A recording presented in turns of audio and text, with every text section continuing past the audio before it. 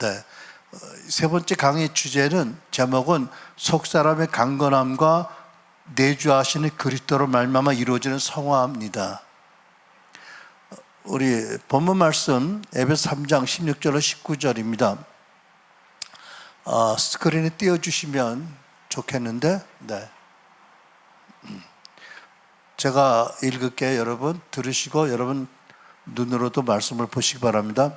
16절.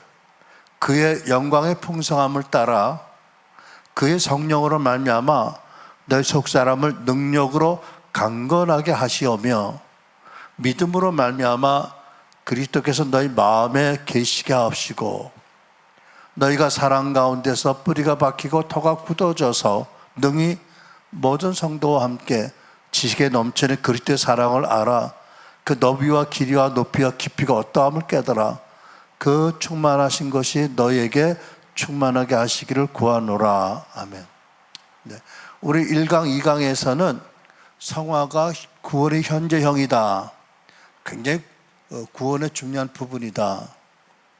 그리고 성화를 가로막는 옛사람의 잔재와 죄성의 잔재가 있다. 그러므로 우리가 성화를 이루려면 결코 정죄함이 없을 뿐 아니라 예수의 의를 받은 칭의의 은총에 굳게 서서 그래서 우리 안에 있는 옛사람의 잔재 같은 성장과 성화를 막는 걸림돌들을 제하는 심층적인 치유, 내적 치유를 받아야 된다.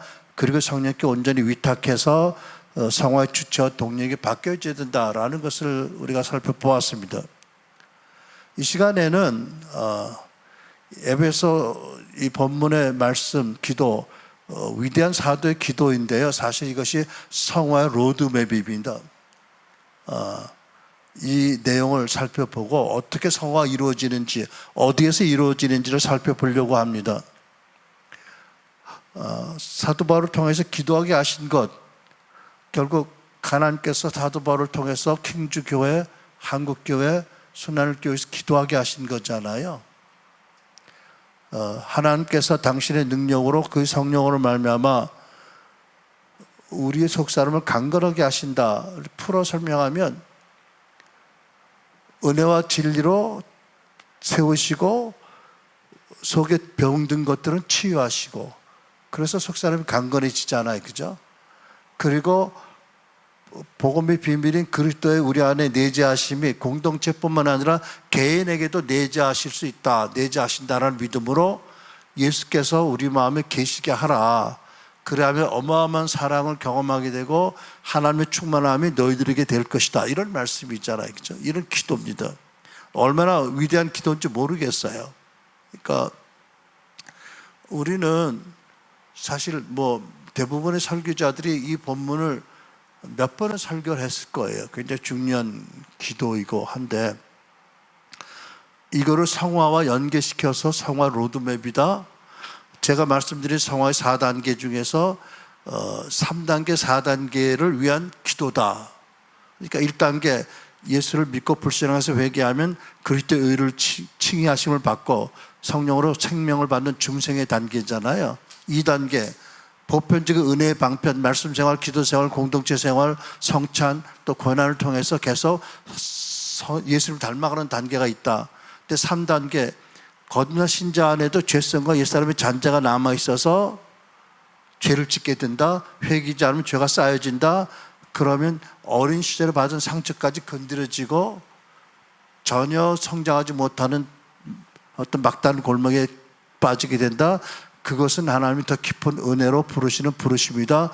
그것을 위해서 하나님께서 우리 안에 걸림들을 제거하는 치유 사역을, 치유의 은혜를 베푸신다. 이게 3단계잖아요. 4단계.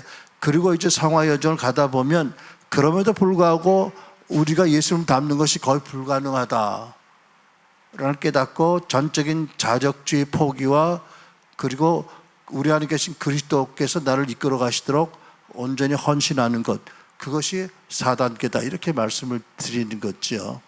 그러니까 여러분 잘 모르겠어요. 내가 조사한 바에 의하면 내재하시는 그리스도의 은총으로 성화가 이루어진다라는 가르침이 얼마나 있었는지 모르겠어요. 잘 모르겠어요. 별로 발견 못한 것 같아요. 근데 이것은 분명히 하나님께서 이미 거듭난 에베소 성도들이 예수를 담대로 부르신 하나님의 부르심에 응답하도록 사도 바울을 통해서 기도하게 하셨다라고 믿는 것이죠. 그러니까 여러분, 첫째 여기서 보는 것은 뭐냐면 성화의 중심은 어디냐? 속사람이다. 뭐 태도, 뭐 말하는 어투, 뭐 이런 거 아니다, 그죠? 속사람이다. 그래서 속사람이 능력으로 강건해져야 된다고 알게 하시는 기도죠. 그러니까 강건하게 하시오며라는 것을 어법적으로 보면 수동태예요. 그러니까 우리가 뭘 하는 것보다도 하나님 은혜로 하시는 거다라는 뜻이 있잖아요. 그러니까 보세요. 여러분, 치유도 성령의 은혜로 되어지는 거잖아요. 그죠? 또 우리의 그 새로운 새 사람의 정체성도 계시로 되어지는 거죠. 성령께서 하시는 일이라는 말이죠. 그러니까 우선은 주님이 우리 마음에 거하시기 위해서는 속사람이 강건해져야 된다. 다시 말해서 치유받고 은혜와 진리 가운데 세워져야 된다. 그런 거죠. 근데 성화가 안 되는 이유는 많은 신자들의 속사람이 아직 강건해지지 않아서 그렇다는 거잖아요. 그죠? 두 번째는 믿음으로 주님이 내 마음에 거하신다는 진리를 믿어야 된다는 거죠. 근데 그것도 많은 신자들이 못 믿고 있는 거지요. 예수님은 아버지 보좌 우편에서 중보하고 계시고 때때로 시공간으로 초월해서 나타나시는 분이다라는 정도로 안다면 아직 상황이 깊은 단계에 들어갈 믿음의 준비가 안 된 거예요. 그렇죠? 그러니까 말씀으로 계시하신 진리를 믿고 그 진리 안에서 거하고 나아갈 때 진리가 경험되고 우리가 성화의 깊은 단계로 나갈 수 있다는 것이잖아요. 그죠? 그 다음에 능력이라는 단어를 보면 그 사도행전 1장 8절에 너희가 권능을 받고라는 똑같은 단어예요. 또 그리스도로 죽은 자 가운데 살리신 성령의 능력과 똑같은 단어거든요. 그 능력이 우리 안에 그리스도를 거하게 하신다는 거잖아요. 그 다음에 속사람이라는 것은 사도 바울의 고린도서 4장 16절 말씀 보면 겉사람과 대비되는 속사람이 있잖아요. 겉사람은 낡아지지만 우리 속사람은 날로 새로워지도다 말씀해요. 그러니까 우리는 이것이 영혼이라고 보는 거죠. 근데 어떤 분들은 거듭난 신자의 영혼 완전하고 성령이 계셔서 상할 수도 없고 완전하다 이렇게 주장하는 분이 있거든요. 나도 그랬으면 좋겠어. 그러면 굉장히 안심이 될 것 같아. 그지? 일단은 안정감을 느낄 것 같아. 그런데 유감스럽게도 그렇지 않다고 보는 게 뭐냐면 데살로니가서 이런 말씀이 있잖아요. 평강의 하나님이 친히 너희를 온전히 거룩하게 하시고 또 너희의 온 영과 혼과 몸이 우리 주 예수 그리스도께서 강림하실 때 흠없게 보존되기를 원하노라. 그러면 흠없게 보존되기를 기도했다면 흠 있는 상태가 있을 수 있다는 얘기잖아. 그죠?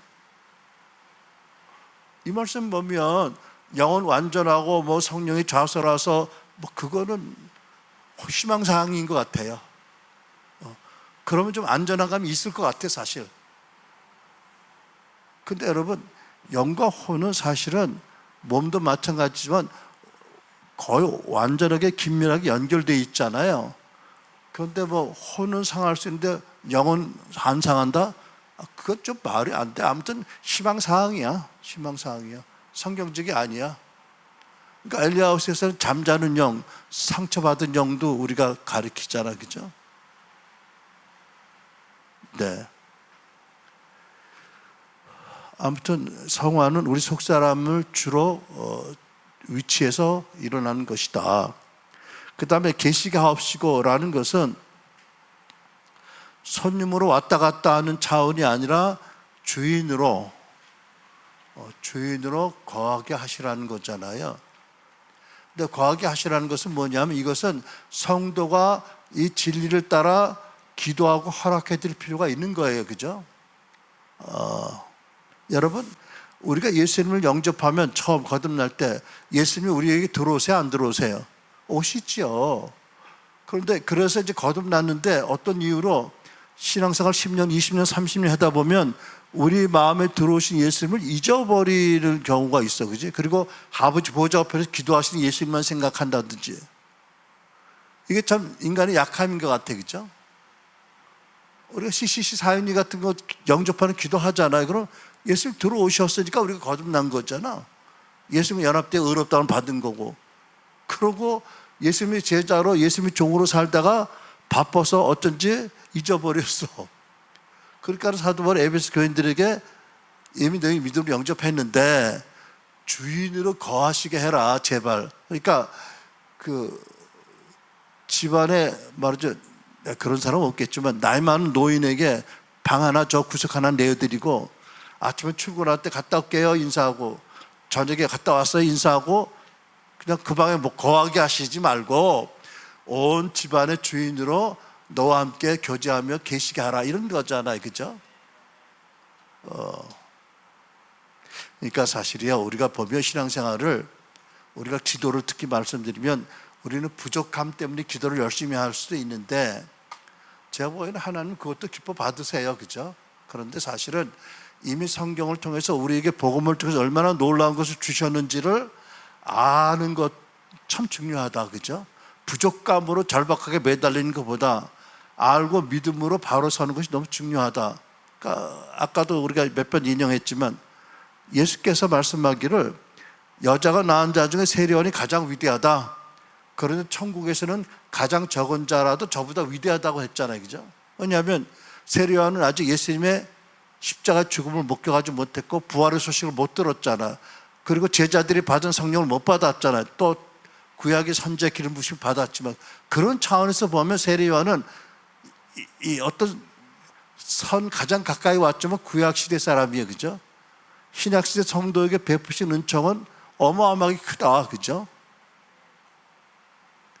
그런 것들이 바로 인식이 되면 우리가 하나님 앞에서 하나님을 섬기는 신앙생활이 얼마나 달라질까를 생각해 보는 거지요.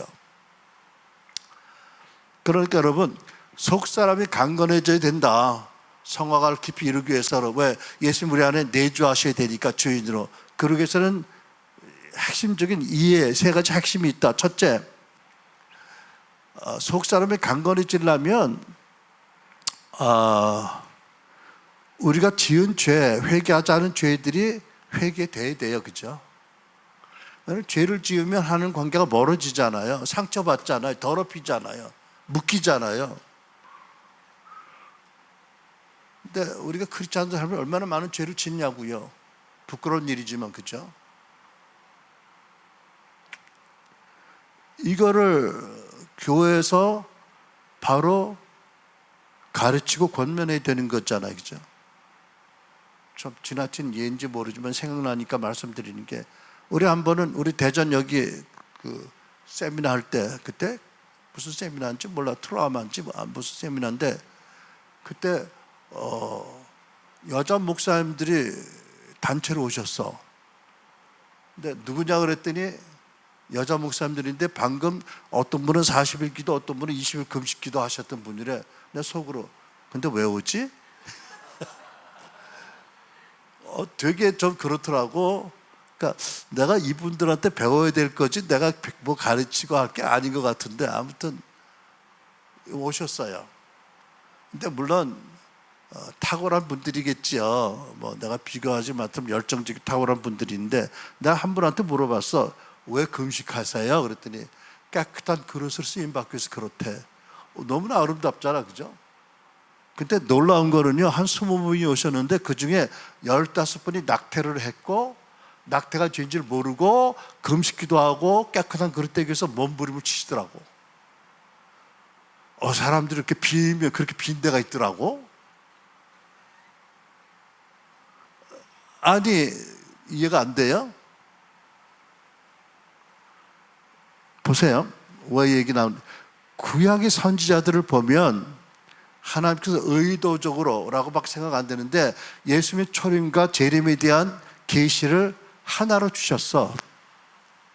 우리 생각에는 나누어서 이거는 초림에 대한 계시다, 이거는 재림에 대한 계시라고 주셔서 얼마나 좋겠어.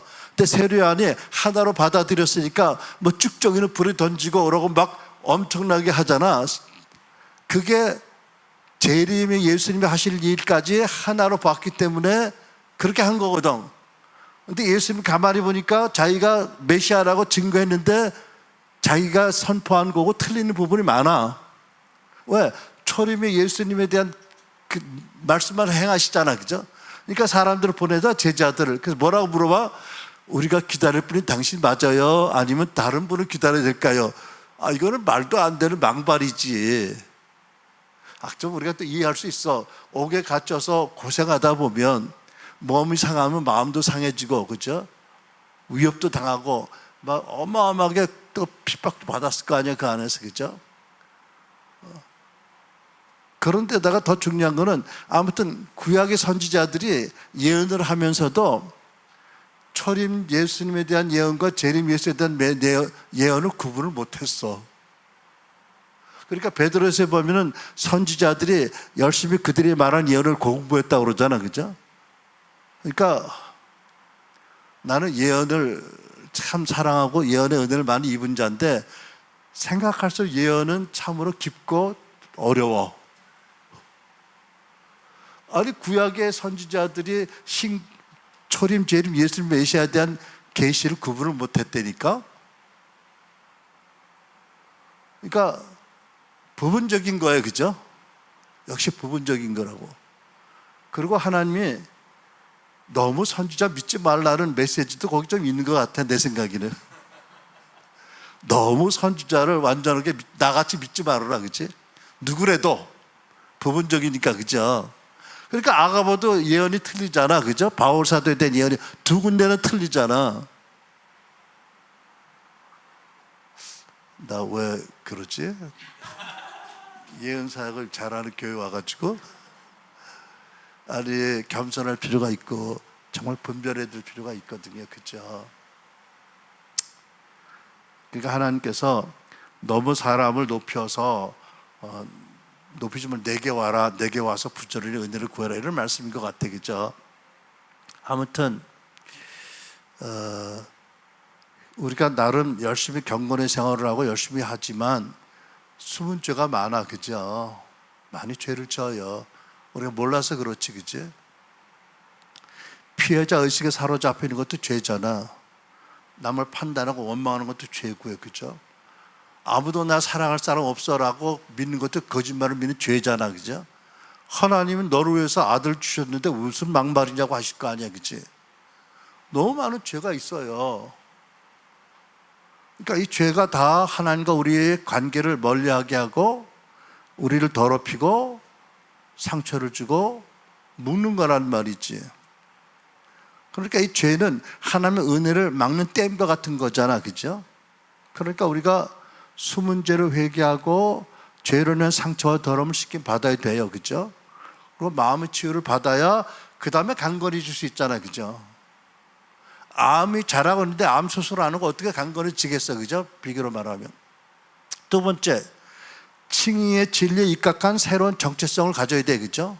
예를 들어서 내 안에서 자꾸 음란한 생각이 올라온다 하더라도 나는 이미 그리스도 안에 새로운 피조물이야. 나 옛사람 이미 그리스도와 함께 죽었어. 너 이거는 옛사람의 잔재야. 나를 속이려고 하지만 난 안 속아. 결코 정죄함이 없어. 난 안 넘어져. 그렇게 해서 진리에 입각한 정체성을 확립해야 되잖아요, 그죠? 이거 못하면 넘어져요. 계속 떨고 두렵고, 그죠? 세 번째, 하나님의 사랑과 용납의 용서의 체험이 있어야 되잖아, 그죠? 그러니까는 용서를 선포해 주라는 말씀의 의미는 용서를 확신하도록 해주라는 거잖아요, 그죠? 그리고 하나님의 사랑을 우리는 사람들 통해서 받잖아, 그죠? 초자연적으로 받지만 특별히 엘라자 하우스의 속으로 보면 거기서 낯뜨거운 고백을 하고도 서로 뜨겁게 하나가 되고 누구도 누구를 판단하지 않고 서로 사랑해. 희한해, 그치? 그게 동지적인 의지?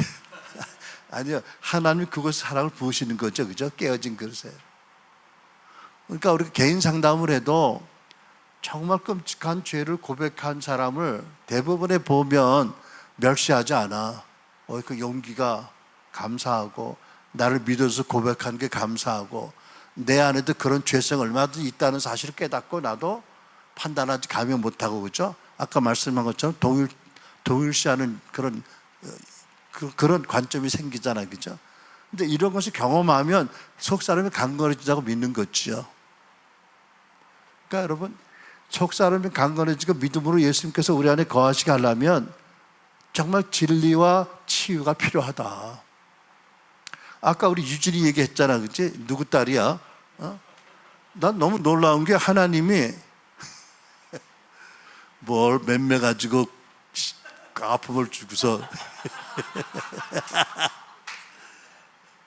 아니 나는 놀라운 게 하나님이 초등학교 2학년 된 조그마한 여자아이의 상한 마음을 보시고 돌보시는 게 얼마나 놀라워, 그죠? Do you see this girl? 이런 거잖아, 그지? 너는 이 여인을 아느냐? 마음으로 아느냐? 근데 참 보면 우리 크리스찬들이 저도 그렇고 늘 기도해요. 하나님 나의 상한 마음을 만져주시고 내 상한 마음을 치료해 달라고 늘 기도해요. 왜? 자꾸 상처받잖아, 그죠? 그거 가지고 버둥거리고 그거 가지고 없는 척 살라는 게 아니에요, 그죠? 주님 앞에 토로도 하고 내어놓고 상한 마음을 치유해달라고 그래야 되잖아, 그죠? 엄마 아빠가 상한 마음을 치유 안 받으면 애들한테 엄청 상처 줘, 그지? 그 이쁜 애들도 깊은 상처가 있다고. 여러분들 어렸을 때 기억을 못하지만 우리 시택 목사님 그래도 참 부모님이 훌륭한 분이어서 덜 상처받았던 것 같은데 상처받은 사람 참 많아, 그죠? 근데 예수님이 오실 때 상한 마음 상한 자 치유하러 오셨잖아요. 그러니까 제발 교회에서 해야 된다고. 그냥 아무 일 없었던 것처럼 괜찮은 것처럼 그러고 살라는 게 아니잖아요, 그죠? 그 치유, 진리, 사랑, 용납 이런 것들이 어울릴 때 우리 속사람이 강건해진다, 그죠? 이걸 여러분 명심하셔야 돼요. 아까도 누구하고 얘기했지만 아니 홍정길 목사, 옥하는 목사님 같이 열심히 가르치고 잘 가르치면 어디 있어? 근데 그렇게 가르치고 하신 말씀이 뭐야? 나의 40년 목회가 실패라고? 죽었다고? 왜 그런 줄 아세요? 이 교인들의 상한 마음을 돌보지 않고 그냥 일반 교육 이론을 가지고 열심히 가르치면 변화될 줄 아는데 물론 변화가 되겠죠. 그러나 주님이 원하시는 것만큼 예수님 닮은 만큼 변화가 안 된다고. 옥토가 아니니까, 그죠? 근데 그분들은 죄송하게도 그걸 못 깨달은 것 같아, 아직도. 실패라는 건 아셨어. 목표와 허상을 쫓았다는 건 아셔. 근데 문제가 시편에 비해서 말씀하신 성도들의 마음을 기경시키고 치유시키고 변화시키는 것을 하면서 진리를 가르쳐야 되는데 안 했구나라는 것을 못 깨달으신 것 같아. 그분들이 바빠서 샘프트 목사님 책을 안 봐서 그런가? 그럴 것 같아.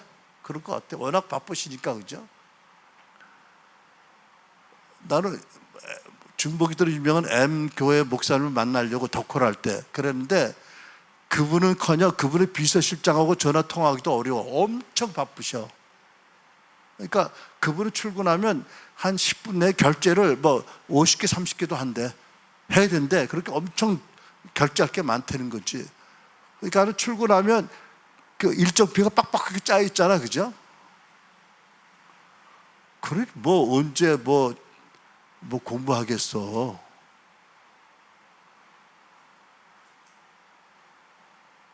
그렇잖아, 그지? 그러니까 신학에서 배운 것, 박사학위 받을 때 쓴 논문 이런 거 권위 가지고 하는 거잖아. 아무튼 홍정길 목사가 내 목회는 실패다, 잘못되었다, 후배들은 그렇게 되지 않게 바란다고 한 것이 그분들의 모든 권위와 체면을 내려놓고 진정으로 토로한 거잖아. 정말 존중해야 된다고. 아니 제자 운동을 일으키고 수많은 제자를 일으켰다는 옥하는 목사님이 행함이 없는 죽은 것 같은 사대교회를 살려달라고 한국교회를 그러고 호소를 했다면 이유가 있지 않겠어, 그죠?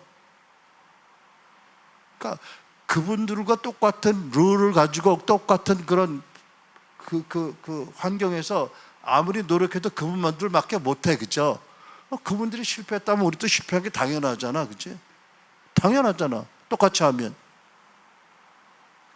그러니까 나는 감사하게도 샘프도 목사님 제자로 하나님께서 불러주셔서 속사람의 변화 치유를 보니까 아, 이게 씨 뿌리는 비유의 말씀이구나, 이게 깊이 파라는 말씀이구나, 주님이 제자들 이렇게 기르셨구나라는 게 보이잖아요, 그죠?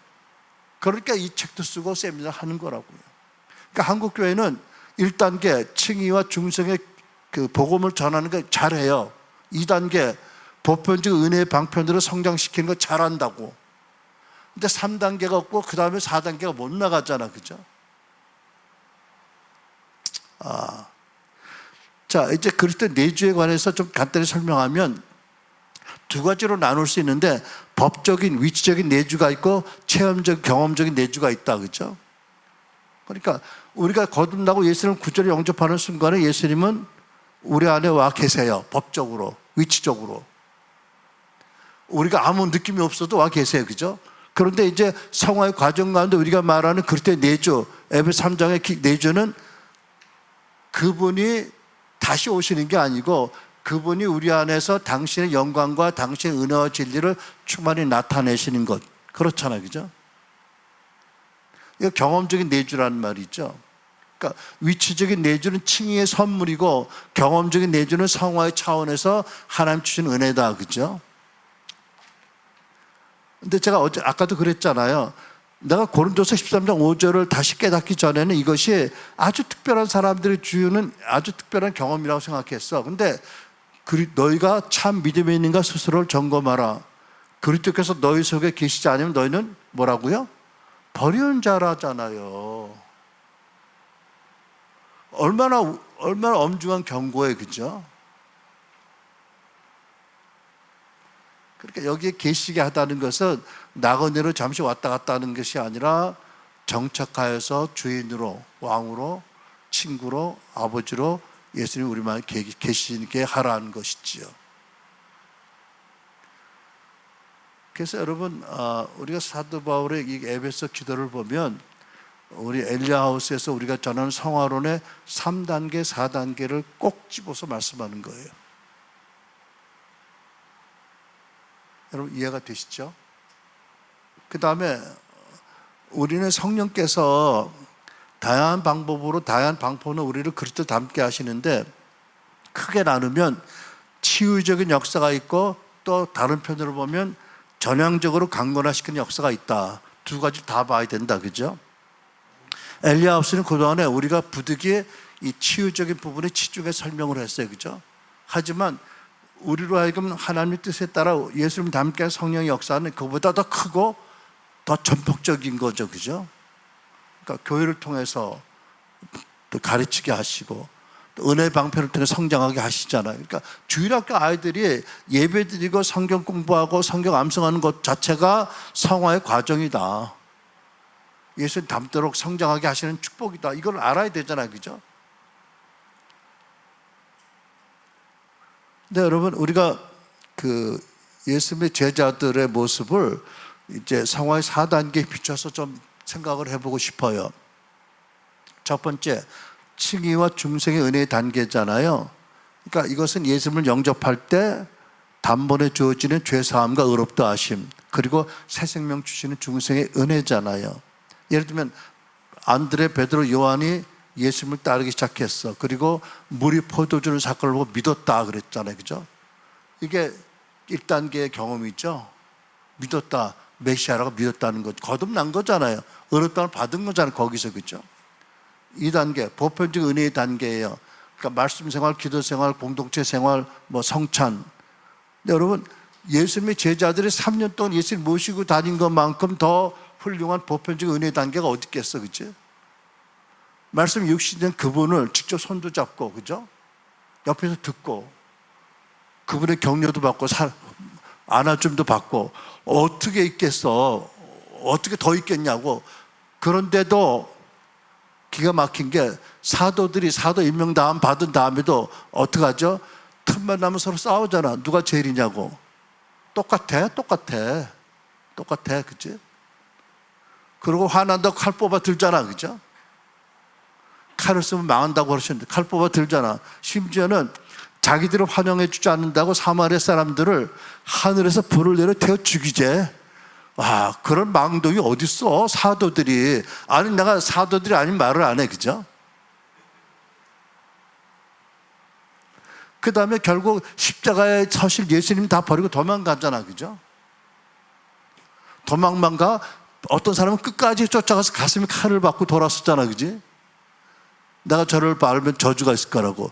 세상에 그럴 수가 있어? 사도들이 돼서. 이게 뭐죠? 보편적인 은혜의 방편을 아무리 해도 한계가 있다. 이거는 하나님의 어떤 섭리다. 그 다음에 심층적인 내적 지위 단계가 있잖아. 그죠? 좀 더 설명하지만 나중에 좀 더 하겠지만 베드로 같은 경우 그렇잖아요. 베드로가 예수님 3번 부인하고 회복하는 단계가 바로 심층적인 내적 지위 단계잖아. 예수님 아주 집약적으로 하셨잖아요. 그죠? 네가 날 사랑하냐 물으시고 양을 먹이라, 양을 치라고 하시고. 여러분 다시 설명하겠죠? 예수님은 이걸 다 알고 계셨어요. 베드로가 이게 꼭 필요했던 거예요. 자아가 강하고, 그죠? 나서기를 잘하고, 큰 소리 잘 치고, 이 사람 그대로 놔뒀다가는 다른 성도들을 세워주는 게 아니라 짓밟고 조종하고, 우리말로 전우의 시체를 받고 지가 잘난 척할 사람이거든. 그러니까 마침 사단이 청구했겠다. 예수님께서 잘됐다. 너 한번 베드로 실체를 드러내봐라. 내 은혜가 아니면 아무것도 아닌 걸 철저히 경험시켜라. 내 죽이지만 말아라. 내가 쓸 거니까. 이렇게 기도하신 거 아니에요. 그죠? 그런데 예수님께서 베드로의 상처를 그대로 두셨나요? 치유하셨거든요. 치유하셨어야 되고요. 그죠? 하셨어요. 그 다음에 이제 전적 위탁의 단계가 들어가잖아. 그죠? 그러니까 예를 들면은 다락방의 사건이에요. 예수님 부인하고 도망친 제자들이 모였잖아. 그죠? 거기서 베드로가 아마 필시 안 봐도 비디오야. 그치? 먼저 나서서 자기 죄를 자박했을 거 아니에요. 그치? 형제들아, 내가 너희들을 무시하고 깔보고 너희들은 다 주를 부인해도 난 죽어도 안 부인한다고 그랬는데 내가 제일 극악한 죄를 졌다. 미안하다. 용서해라. 잘못했다. 그러면 남들이 그랬을까? 에이, 베드로, 난 너 그럴 줄 알았어, 임마. 그랬을까요? 아니야, 나도 뻘거벗고 도망갔어. 뭐 이러고, 나도 이렇고 서로 죄를 고백했지 않겠어? 그리고 서로 용서를 하고 선포하지 않겠어? 왜? 용서하라고 하셨잖아요, 성령, 예수님께서. 서로 용서해. 그걸 끌어안았어, 그죠? 거기서 자력주의에 완전히 굴복한 거잖아요. 아, 우리가 예수님이 사도로 뽑혀서 그렇게 3년간, 1년 반간 집중적인 교육을 받고 훈련 받았음에도 불구하고 은혜가 아니면 아무것도 아니고 우리 안에 죄악이 아직도 있구나. 언제 깨달았잖아요. 그러니까 오순절 성령이 임할 때 성령이 사람이 되거든요. 우리의 문제는 뭐냐면, 여러분과 나의 문제는 동일한 성령이 임하셨는데 아직도 우리는 자아가 강해. 자기가 아직도 쓸모가 있다고 생각해. 여전히. 그 베드로 같이, 그죠? 성질나면 죽이고 싶어 해. 똑같이 뭐가 다를 게 있어요. 그죠? 그러니까 우리는 예수님의 제자와 과정 가운데 어디 있어? 우리도 지금 중간에. 근데 그 사도들이 간 그 곳까지 아직 못 간 사람들 대부분이야. 그죠? 가야 되잖아. 그죠? 가야 된다고. 근데 여러분, 그러니까 중요한 게 뭐냐면 이 4단계가 있는데 한 번만 쭉 통과했다고 되는 게 아니라 유감스럽게도 삶의 시즌에 따라서 하나님의 경륜에 따라 다시 그것이 반복적으로 또 경험되고 고백되어지고 치유되고 세워지는 거잖아요. 그죠? 그러니까 마치 나서는 계단 올라가는 것 같이 같은 지점을 돌아가는 것 같지만 실제로는 조금씩 올라가고 예수님을 닮아가는 것이다. 점진적이고 중요한 건 방향성이다. 이런 거잖아요. 그죠? 베드로의 경우를 보면 예수님이 찾아가셨잖아요. 그죠? 치유하셨어요. 그죠? 왜 하필이면 그 베드로가 예수님을 부인하고 저주했던 그와 똑같은 상황에서 모닥불도 있고, 그죠? 그리고 물으시잖아요. 그죠? 그거는 나는 여전히 너를 사랑하고 있고, 나는 이 일이 있기 전에도 나는 네가 이 일이 경험할 걸 내가 알았고, 또 허락한 부분이 있고, 여전히 사랑한다. 너 나 사랑하느냐? 그렇게 하시고 치유해 주신 거잖아요. 그 절망에서 건져 주셨고요. 그런 것들을 우리가 예수님 같이는 잘 못해도 소위 심층적인 내적 치유에서 그것을 우리가 시도하고 은혜를 구하는 거잖아. 그죠? 그걸 용납해주고 여전히 사랑으로 품어주고 함께 아파하고 함께 울고 필요하거든. 왜? 강건해지려면 치유가 필요하다니까. 그죠? 자라는 암을 두고는 강건해질 수가 없다는 거잖아요. 자, 그래서 여러분 이 에베소 3장 16절의 기도가 너무너무 중요하다. 그죠? 속사람을 강건해 주시고 치유와 진리로 세워주시는 것, 사랑으로 경험하고 사랑을 덮어주시는 것. 그죠? 그 다음에 믿음, 그리스도가 영광의 소망이다. 너희 안에 계신 그리스도가 복음의 비밀이다 라는 진리를 믿는 믿음 가지고 어떻게 주님 내 안에 오셔서 나의 왕으로, 나의 친구로, 나의 아빠로 함께 계셔 주세요라고 기도하는 것. 그죠? 그렇게 할 때 우리는 속사람이 강건해지고 예수님을, 우리 안에 계신 예수를 경험하게 되면서 경험에 따라 우리는 좀 더 성화되어질 수 있다. 그러니까 여러분, 속사람이 강건해지면 어떤 영적 현실이 나타나냐면 말씀대로 해서 사랑 가운데 뿌리를 내리고 터가 박혀서 굳어진다. 사랑 가운데 흔들리지 않은 사람이 된다. 그죠? 마치 야고보와 요한인가 사마리아 사람 불태워 죽이자고 난동 치던 그분들이 나중에 사랑의 사도가 된 것 같이. 그죠? 변화가 일어난다. 그때 사랑의 그 네 차원을 경험적으로 알게 된다는 거잖아요. 넓이, 모든 인종, 모든 세대 사람들 다 사랑해서 품으신 십자가 그 사랑.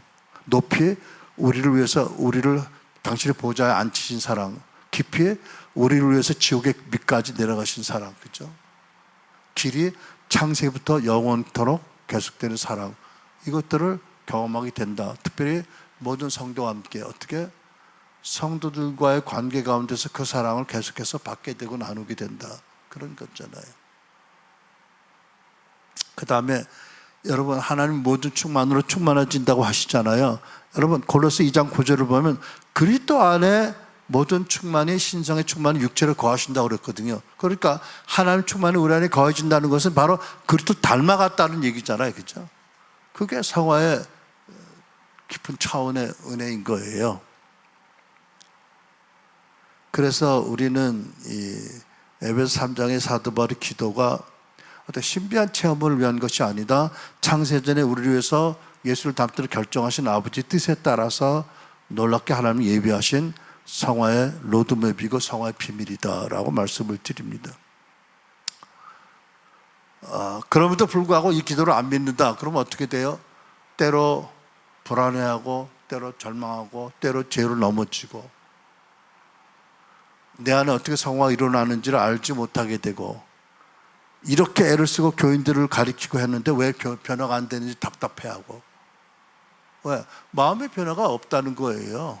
마음의 변화가 없다고. 마음이 변화가 돼 예수를 닮아가야 돼. 그 부분이 아직 안 됐으니까 답답한 거죠. 그죠? 그러니까 보면 하나님께서 우리에게 두 가지를 딱 제시하세요. 고린도 13장 5절, 그리스도가 내 마음에 계시지 않은 너희는 버리운 자다. 이 버리운 자를 아무리 온유하게 설명해도 이런 거예요. 이 땅에서 성화를 추구하지 않으면 그 성도는 천국에 가긴 가는데 겨우 불 속에서 나온 그런 아프고 부끄러운 구원을 받을 거고, 이 땅에 섬겼던 모든 것들이 다 불타서 재가 되어버릴 거예요. 그죠? 아니면 이 땅에서부터 그 어마어마한 사랑과 하나님 충만을 경험하고 하나님 정말 기쁘시게 하고 보람되고 아름다운 살 거냐, 이런 두 가지를 보고 딱 말씀을 하신 거라고 보여집니다. 그러니까 여러분들이 내가 선택을 해야 돼요, 그렇죠?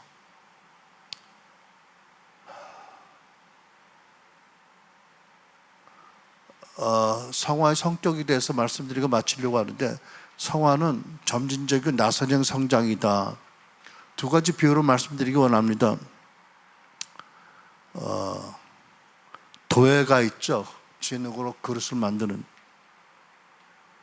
이사야 64장 8절에 여호와여 이제 주는 우리 아버지 신이다. 우리는 진흙이요 주는 토기장의 신이 우리는 다 주의 손으로 지으신 것이니이다. 그러니까 토기장이는 한 번에 그릇을 완성하지 않더라고요. 계속 물레를 돌려서 계속 서서히 그 모양을 만들어 가잖아요. 또 똑같은 부위를 계속 만져요, 그죠? 하지만 점점점 모양이 잡혀가잖아요.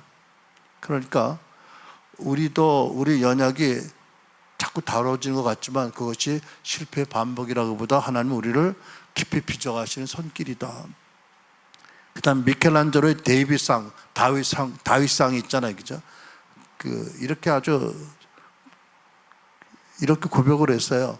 나는 데이빗상을 대리석 안에 있는 걸 미리 받고 데이빗이 아닌 다른 것들을 쪼아냈을 뿐이다. 그러니까 우리 안에 예수님이 계시잖아요, 그죠? 근데 우리 안에 많은 것들이 있어 쪼아내는 정이다, 그죠? 그래서 그리스도 형상을 나타내게 하신 것이다. 그러니까 여러분, 결론입니다. 5가지 꼭 붙잡으시길 바랍니다. 첫째, 성화를 우리 인생의 최고의 목적으로 삼아야 된다. 그리고 예수님 만약 나라면 어떻게 하실까라는 기초적인 질문으로부터 시작을 해서 복음의 진리, 성령의 인도하심을 따라 계속 변화되는 것, 성화되는 것을 인생의 목적으로 삼아야 된다. 두 번째, 숨은 죄에 대해서 늘 깨어서 회개해야 된다. 그리고 죄를 지음으로 받은 상처와 더럽힘을 제거하는, 성화를 막는 내적 걸림을 제거하는 치유를 계속 받아야 된다. 오늘도 받았잖아, 그죠? 계속 드러난단 말이 있죠. 그리고 심층적인 치유의 은혜를 받고 나서도 5R을 계속해서 우리가 죄를 회개하고 치유를 상처받고 그만큼 또 예수님 형상에 드러나게 해야 된다. 그 다음에 5번째, 성령을 계속 듣고 순종해야 된다, 그죠? 성령을 환영해야 되거든요. 왜냐하면 우리 안에 소원을 주시고 행하시니까 성령이시잖아요. 그 다음에 에베소 기도, 속사람을 강건케 해주세요. 나는 믿음으로 예수님이 내 마음에 거하시는 걸 믿습니다. 주님, 내 안에 한쪽에 계시지 마시고 나의 친구로, 나의 왕으로, 나의 아빠로 나의 모든 삶을 다스려 주세요. 나는 기꺼이 무릎을 꿇고 주를 받아들입니다 라고 해서 에베소 3장의 기도를 해야 된다. 그러니까 여러분, 쏟긴 기도, 듣는 기도, 화살 기도 다 필요한 거거든요. 순간순간. 그렇게 해야 성화가 이루어진다.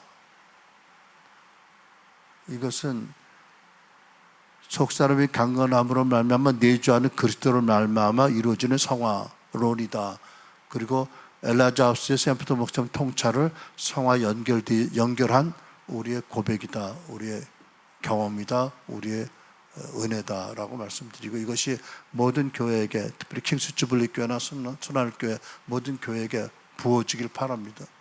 여러분, 많은 성도들을 불러 모아놓고 성화를 안 가르치면 그분들이 결국 천국 갈 때 어떻게 갈 것 같아요? 이 땅의 모든 걸 다 불태움받고 겨우 불 속에서 난 구원받게 될 거잖아, 그죠?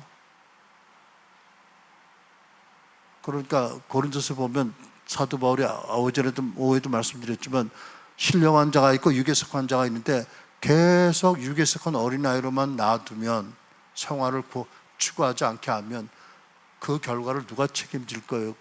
걸치며 그 영혼 한 사람 한 사람은 어디 가서 보상을 받겠냐고요. 그러니까 저는 홍정길 목사님 같은 분들의 용기에 감사하면서 그분들의 호소를 전하는 거죠. 나는 실패했다.